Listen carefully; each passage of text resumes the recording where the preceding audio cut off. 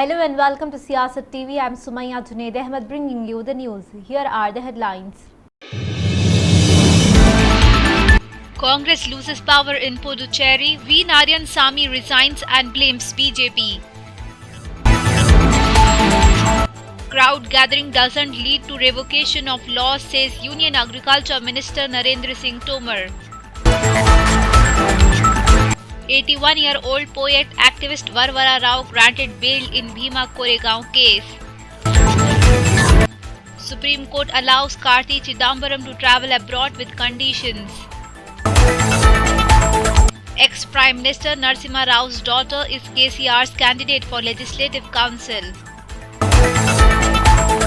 Take precautions to stop COVID virus from re-emerging in Telangana, warns experts. United Arab Emirates unveils $1.36 billion in arms deals at Abu Dhabi Weapons Show. Russia reports first case of human infection with H5N8 bird flu.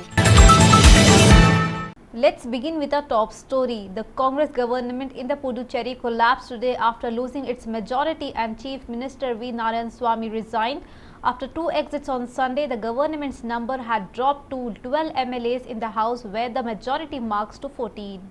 After a series of resignation from the Congress, Mr. Narayansamy was asked to face a trust vote last Thursday, the day his party leader Rahul Gandhi visited Puducherry to prep for polls due by May. Mr. Narayansamy accused the opposition BJP and NR Congress of bringing down his government and also blamed the former Lieutenant Governor Kiran Bedi of colluding with the opposition. He resigned soon after delivering a speech in the assembly.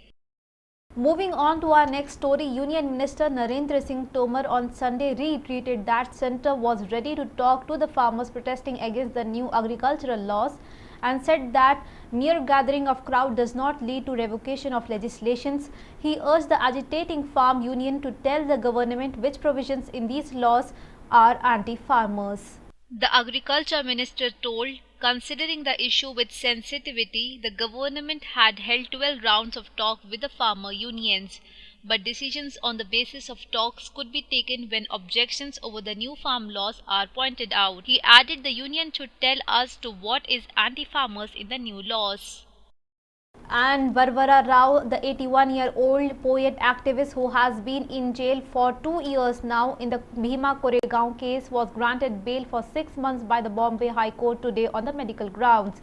He is currently undergoing treatment at the Mumbai Snanavati Hospital, where he was admitted by the Maharashtra government following the High Court's intervention.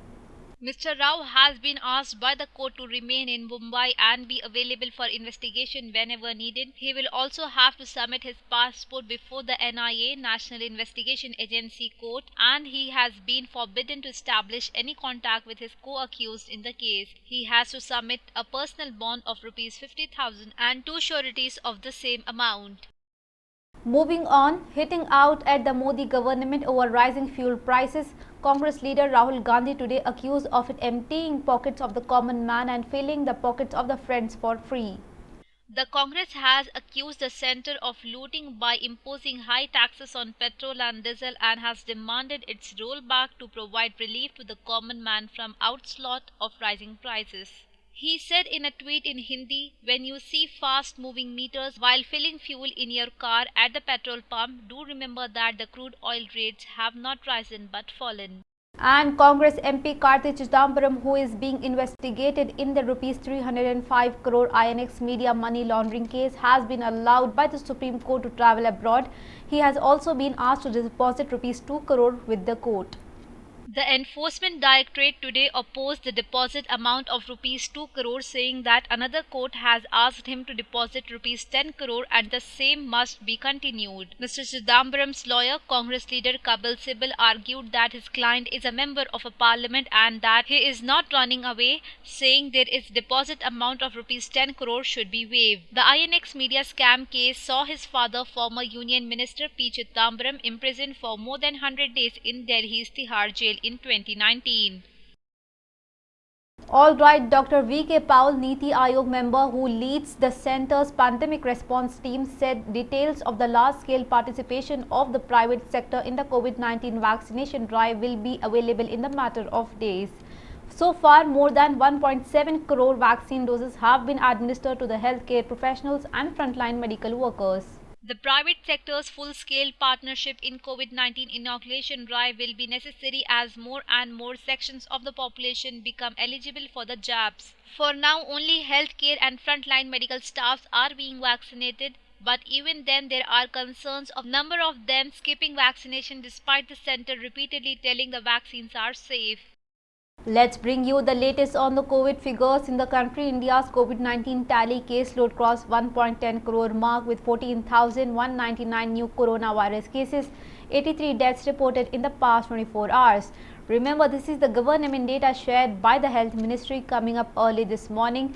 Amid concerns of the third wave, more than 10,896 people successfully fought off the viral disease, taking the overall recoveries to 1,6,99,410.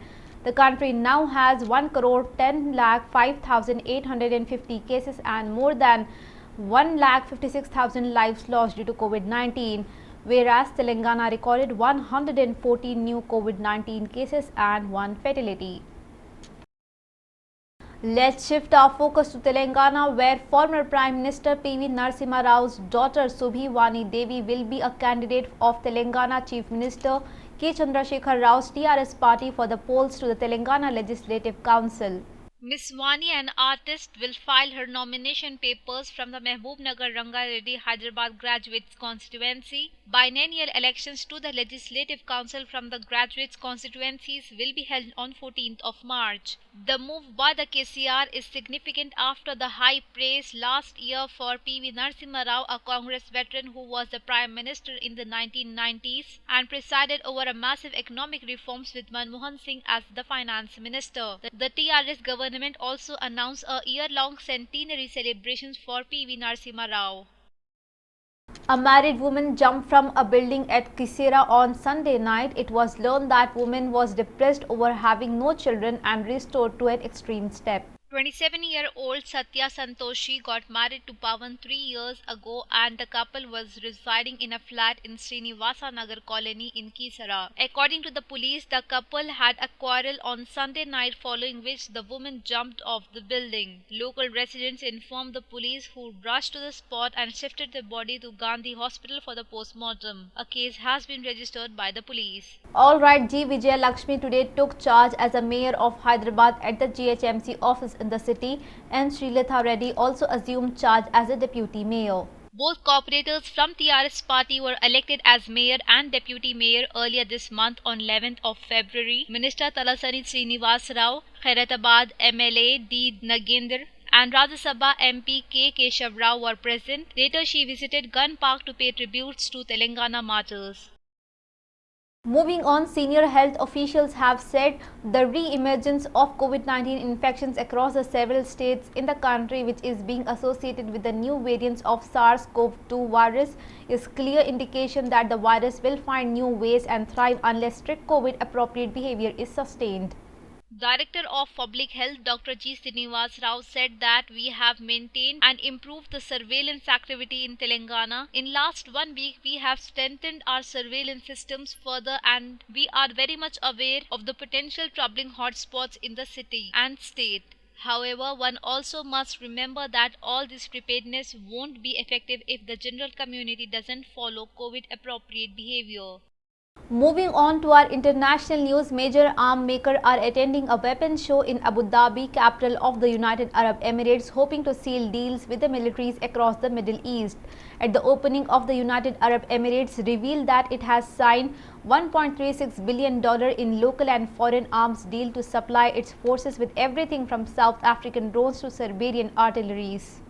Although the figure surpassed the 2019 show's opening announcement, defense experts anticipate a drop in military spending this year as the pandemic and slumping global oil prices squeeze budgets in the Gulf region. The biennial trade fair, the International Defense Exhibition and Conference, is Abu Dhabi's first big in-person event since the outbreak of the coronavirus, a sign of its significance to the city that has maintained tight movement restrictions in recent months. The 70,000 attendees and 900 exhibitors rely on the largest weapon expo in the Middle East to buy and sell the latest wares from armored vehicles to ballistic missiles.